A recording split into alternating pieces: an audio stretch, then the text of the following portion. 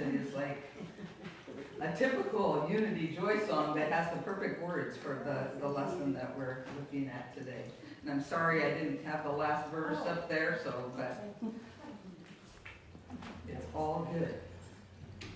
So this is week 3 of our Unfolding series on the benefits of living Unity Truth Principles, initially inspired by an article written for a 1975 edition of Unity magazine by Catherine Ponder entitled Practical Christianity, It Works.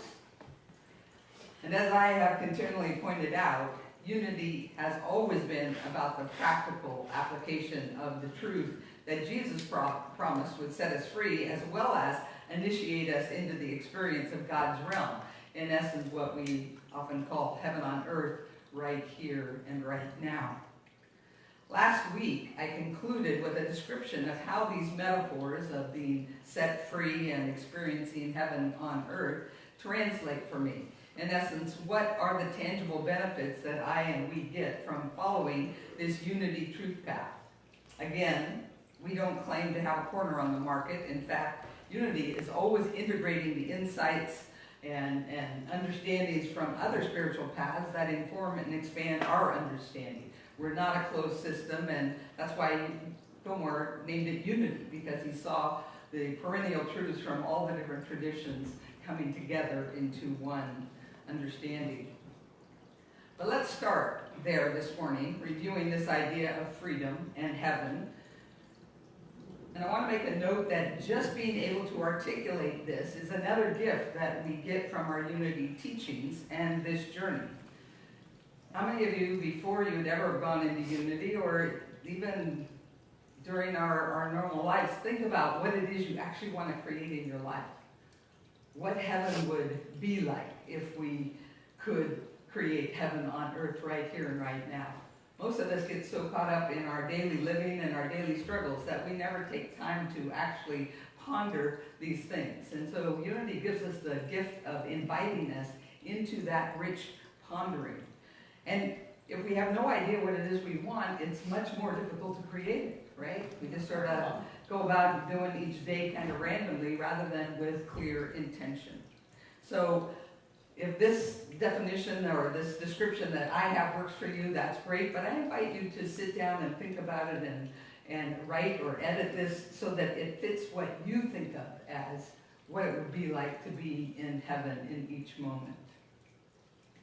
So we began by appreciating that this is a journey, not a destination. I don't see heaven as a place that we get to where we sit up on a cloud like it's all done, right?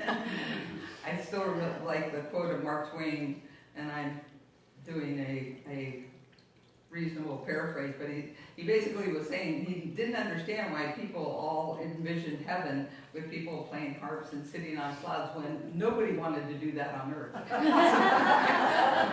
was kind of interesting. So the idea is to think about what it is we would like, and for me that would be a continuing growth, not a static place. We don't suddenly arrive at the truth and experience total and everlasting freedom from our past, nor do we move into a permanent heavenly state of bliss. But that also means that there are no wrong turns.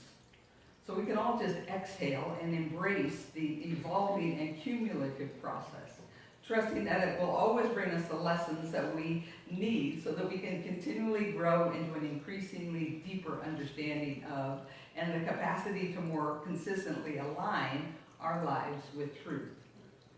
In essence, the more awake to and aligned with our true spiritual nature versus our ego personalities, being open, having our hearts broken open and vulnerable rather than being closed and protected, and having our mind, body, spirit essences be more and more integrated. For me, that's what it means to come into alignment with truth. It also means the freer we become from our bondage to ego domains like fear, cravings, anger, frustration, and that sense of separation, which, as I was trying to think of a way to describe it, it seemed like the best way to describe it is that it's the opposite of love. It's when we feel alone in a sort of lonely, unconnected way, empty way. Thank you. On the flip side, the more we're able to embody, experience, and express our spiritual capacities like compassion, equanimity, joy, and oneness, ultimately resulting in greater health, physical, mental, emotional, and spiritual, as well as social, greater prosperity in terms of an abundantly fulfilling life, and evolving spiritual consciousness, which for me means, again, that increasing growth and sense of joyous acceptance, understanding, peace of mind, sacred meaning and purpose, and ultimate oneness. I concluded last week noting that we're creating this in a self-sustaining and enhancing circle, meaning that the more we understand and practice these principles, the more they become our default setting. Rather than us having to remember and shift, they start to become the way we approach life. And the more consistently we do that, the more we experience heaven on earth right here and right now. And what's important to note is we can experience that peace, that heaven, whatever name we want to give it, regardless of what's going on in the outer world. That it comes from an inner place, an inner orientation to life, not based on what we see out there. So given that this is a journey, another one of the benefits of unity is that it provides a multidisciplinary and integrated, ever-evolving path for spiritual discovery, learning, exploration, healing, deepening, skill building, application, and practice that is at once eclectic and unified in its purpose to support our spiritual growth. And what spiritual growth actually means in unity is our growth. Our emotional healing, our wholeness, our physical and mental well-being, it's all spiritual, as well as the transcendent experiences that we arrive at through deepening prayer and meditation disciplines that may offer divine revelations and guidance and experiences of oneness. These teachings go so deep, while inherently inviting us to make them relevant and meaningful to our lives right here and now where we stand in this moment, and yet also promising new insights and applications when we return to them in a month or a year, in new circumstances and new awareness in our own lives to find deeper and more enlightening information and messages and lessons and practices to keep us moving forward.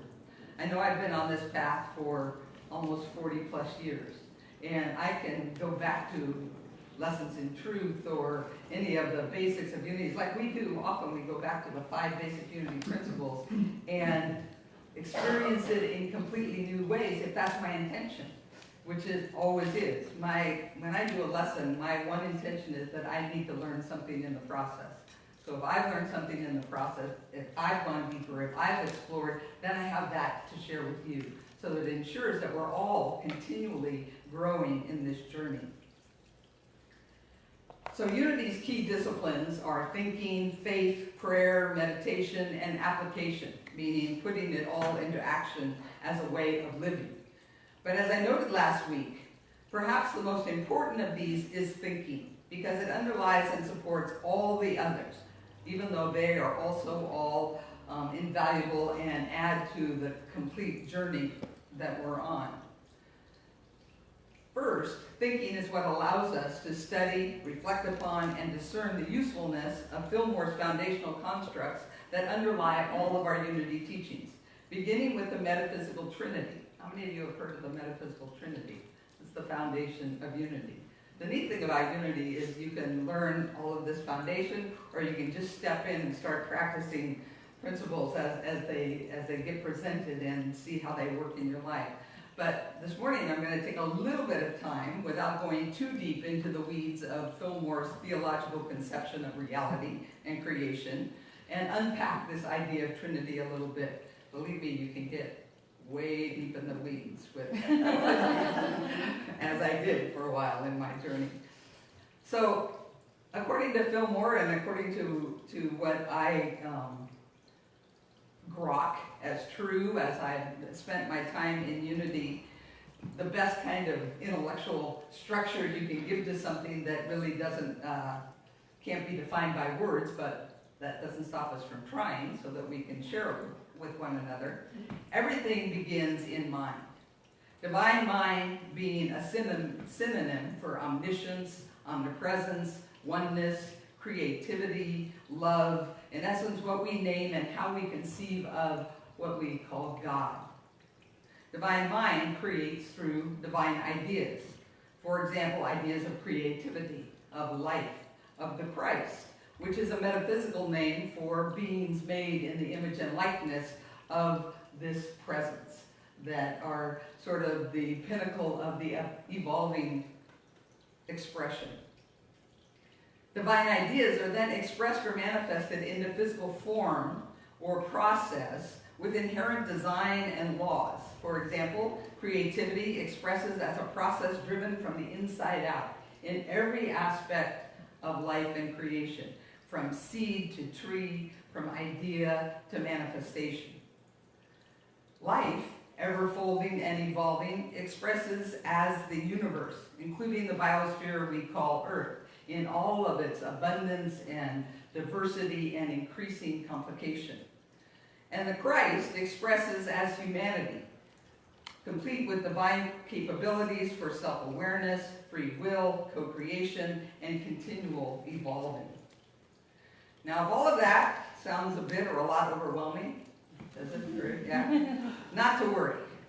As Emily Cady, one of the foundational writers of Unity Basics, as she notes, and I paraphrase her, if you find this whole explanation too puzzling, just drop it for a time and go on with the practical applications. Then one day you'll suddenly grasp it all with an intuitive understanding, though that doesn't necessarily mean you'll be able to explain it in words. Trust me. Nevertheless, it does just sort of settle in, and it makes a sense that aligns with our inner knowing and being. So let's take a deep breath as we shift to the more practical application of Unity's spiritual discipline of thinking. First, this construct that I've just described tells us who we are and how we're related and connected to our source and to creation, providing that essential ground of being from which we live. Human beings like to have a sense of meaning and understanding, and we create all kinds of them. This is one that works for me, and what's most important I find about the construct is that question: how is it working for you? If it's a construct of heaven and hell and sinners being condemned and separation and some being accepted and some not, that doesn't work for me. So it isn't so much about it being perfectly accurate, it's about it being true to your soul. It's not about the facts of it, it's about the essence of it. Practically speaking, so then, this tells us that we are evolving mind beings, in essence, spiritual beings, having a human adventure, and possessing the inherent capacities and potentialities of our divine source. In essence, that's what it means to be made in the image and likeness. And for me, at least, that was a game changer in and of itself. How many of you remember when you first heard this idea, that we're not lowly sinners or simply animals, but divine beings, heirs and joint heirs of the kingdom, of the wholeness, of the oneness? Consider how this idea began to transform your reality, including your concept of yourself and how you were experiencing life. And consider how it has continued to evolve you. I know for me, it changed my life drastically, giving me the strength and the grounding to eventually leave a dysfunctional marriage, stand and live on my own for the first time in my life, no longer dependent on or driven by the approval of others, but trusting my own inner guidance and choices. As I continued to embrace and practice the teachings, life definitely stopped happening to me as I began to co-create this very life that I chose then and I choose again every single day. So our third basic unity principle, I think, explains how this mind, idea, expression construct applies to our everyday living, with the revelation that through our thinking and the thoughts we hold in mind, whether consciously or unconsciously, we create our own reality and our own life experience. Meaning, say it with me, life happens from the inside out. It happens through us, not to us. In essence, if we want to change our lives, we need to change our thinking. Now, simply awakening to this principle and realizing the power of our thinking is such a pivotal step, even as it takes years to fully embrace it. It initiates and/or quickens our very important journey into ever-increasing self-awareness that is at the core of our psychological, mental, and emotional healing and growth. And it ultimately leads us to a greater sense of personal and spiritual agency, free will, and a capacity for future growth. One of the things that I mentioned before and I love about unity is you don't have to choose between the kinds of knowledge that we have as human beings. Unity aligns itself with the highest understanding of all of these areas of our lives, including science and psychology and sociology and anthropology, bringing it all together to inform our journey into our highest knowing and highest understanding. All of this comes about from this principle because, of course, changing our thinking is easier said than done. And when we begin to try and do it, we start to recognize how much of our beliefs, attitudes, and thought patterns have been programmed from early childhood, including the overriding influences of our families, our schools, our churches, and our communities, as well as any early, often pre-verbal experiences and decisions we made, like the world is not a safe place, or the world is a safe place, based on our very young year interactions with the world around us. Often we are not even fully aware of those decisions that we made, and yet they continue to control a good part of our lives. And since most of us didn't grow up in unity, we likely weren't taught that we have had the capacity to choose our thoughts and create our own reality all along. Which reminds me of Ponder's statement, why didn't somebody tell me this before? I've had so many people who finally come into unity and go, God, if I'd only known this when I was 18 or 30 or whatever it is, how it could have changed their lives, which is why I think it's awesome to raise kids in unity. And even though my kids don't necessarily attend church because they're of the millennium and such, where their lives are 24/7 and such, I witness them living these truth principles every day in their lives. Fillmore understood this dynamic. He explained that while we all have the thinking faculty from which we send forth good, bad, and indifferent thoughts, if we are educated and molded after the average pattern of the human family, we may live a lifetime and never have an original thought. Or more sadly, we may live a lifetime in bondage to dysfunctional, limiting, toxic patterns passed down from generation to generation as our reality, bringing new light to the Hebrew scripture where God says that the children to the third and fourth generations will be punished for the sins of the parents. Meaning those patterns of consciousness get passed on, and generation after generation can get stuck in that limited thinking. By helping us recognize, heal, and release ineffective, negative, and/or toxic error beliefs and thought patterns, Unity's teachings offer us a door into new life and the ability to begin to create our own reality, grounded in positive, healing, functional, loving truth that promotes, again, our physical, mental, emotional, and spiritual health, wholeness, and growth. Secondarily, in addition to this important work of increasing our self-awareness, Unity also offers multiple positive thought practices and disciplines that can have an immediate effect on our lives in very positive ways, and the proof is in the pudding, as they say, of the practice, which is what I was sharing, that even if you don't take time to learn all of the underlying constructs and theology of Unity teachings, there are lots of practices and disciplines that you can just begin implementing on its own in your life. For example, establishing the discipline of regular church attendance, where truth seeds get planted and we witness truth and love in action. practicing affirmative prayer, aimed at changing us, not God. And one way to do that is by having a daily word moment every morning. Daily word is written in the form of affirmative prayer, which is about affirming what is true and aligning ourselves with it rather than beseeching God to do something for us. Also, things like creating a daily gratitude journal and seeing how it changes our perspective and creates more joy in our lives. Looking for the blessings and lessons in every situation, especially the ones we find challenging, which helps us see how it's our interpretation that brings meaning to each event, and it also helps us reduce long-lasting pain and suffering by shifting our focus. Using denials and affirmations to retrain our thinking away from negativity and into positive living and a better understanding of truth. And I love this one, listening to and singing joy songs and spiritual music.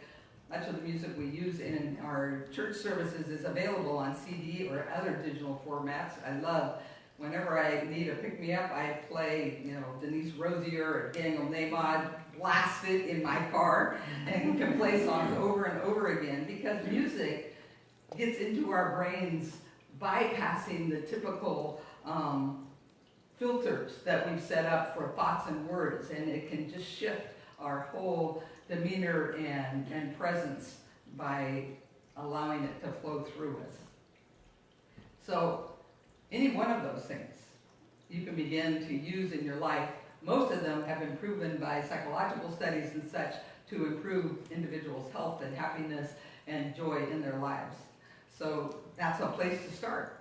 And a lot of people, that's where they start. And then as those things work, they start to add to with this third element, that unity being a teaching movement encourages and supports us in deepening our spiritual walk by participating in intentional courses of spiritual study and growth, including reading books, enrolling in classes, attending workshops and retreats, all designed to deepen our understanding and application of truth principles in our lives. There is an abundance of spiritual books available in the world, including all of the books that started Unity in the first place that are online digitally at truthunity.net. I always want to say .org. .net. And there are also new books being written.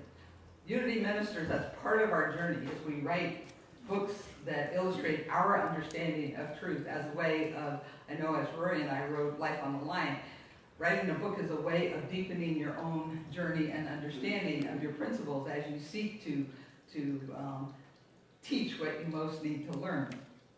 But they don't have to be unity books. I know Brene Brown is one of the greatest gurus out there right now that helps us in gaining more self-awareness, self-acceptance, and healing our past. And finally, Fillmore encourages also the active development of our faith-thinking faculty as the most important power of man, he says, I'll say humanity. He specifically distinguishes it from the average pattern of second-hand thought most of us normally engage in, that's based on reasoning and analysis and precedent and appearances of what we already know. In short, he describes faith thinking as a process of going within, tapping directly into divine mind, and thereby giving form to ideas that come straight from the eternal fount of wisdom, instilling a deep sense of knowing within us. One of the things that proves this capacity to me is what Fillmore has come up with.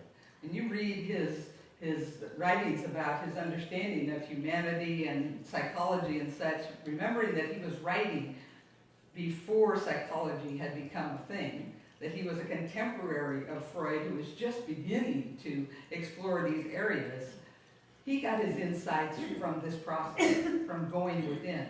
And it's amazing to read his descriptions and see how closely they're aligned with all of the humanistic psychology and transpersonal psychology and other kinds of studies that we now accept today as valid and powerful. This way of thinking is a description that seems to mirror Einstein's thoughts, who said, "When I examine myself and my methods of thought, I come close to a conclusion that the gift of imagination has meant more to me than any talent for absorbing absolute knowledge. All great achievements of science must start from intuitive knowledge. I believe in intuition and inspiration. At times I feel certain I am right while not knowing the reason. But this all takes us into yet another realm of unity, and the disciplines of prayer and meditation and mindfulness and the transcendent realm of consciousness, and that's going to be the topic for next week's lesson. So stay tuned. Namaste.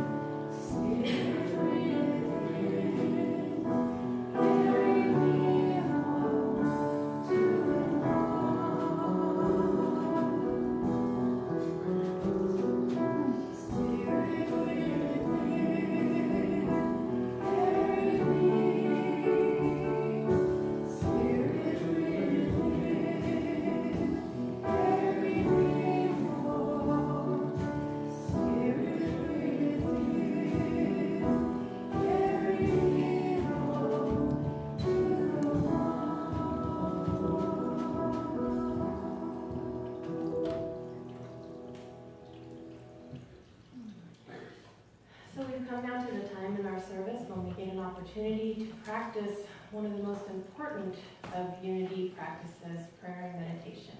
So I invite you now to just gently get comfortable, close your eyes if you wish, begin to let go of outer distractions, and begin to bring your attention and focus to the inner. Taking some deep breaths in to help bring yourself into the present moment. Signal the body that it's time to relax, and the mind that it's time to be quiet.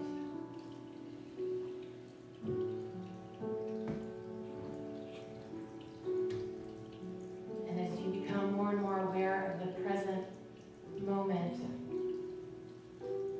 allow yourself to become aware of that presence of God that is always there, but that just comes into clearer focus when we get quiet.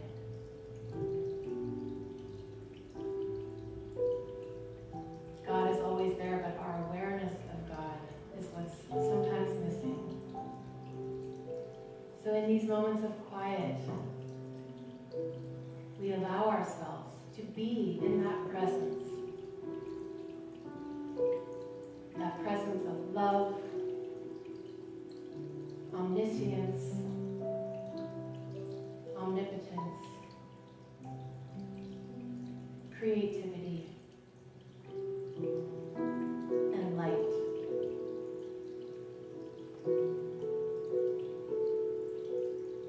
And we recognize that presence as the divine mind. All is consciousness. And so we align ourselves now with that divine mind, knowing that it is the fountain from which all divine ideas flow.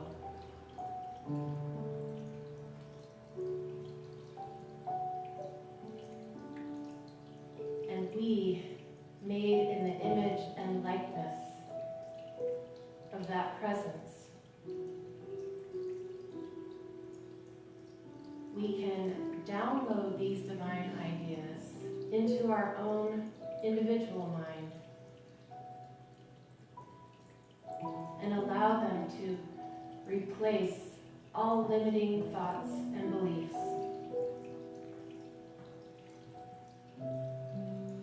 All those patterns, ways of thinking and being that no longer serve us. We don't have to carry those beliefs that we receive from our family, from our culture, from our schooling or our religious training. Whatever is no longer serving us, we can just gently let go of.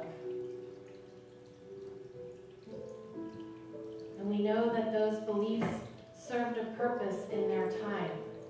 And so we don't condemn them. We don't hate or resist them. We thank them for the job they did, and we bless them, and we let them go.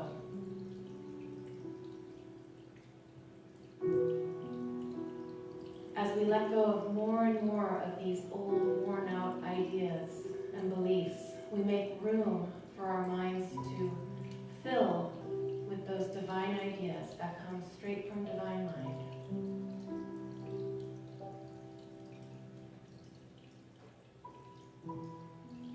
And so I invite you now to just ask Spirit to show you what is wanting to be released in you today. What thought or belief that no longer serves you are you willing to let go of today? For a few moments in the silence.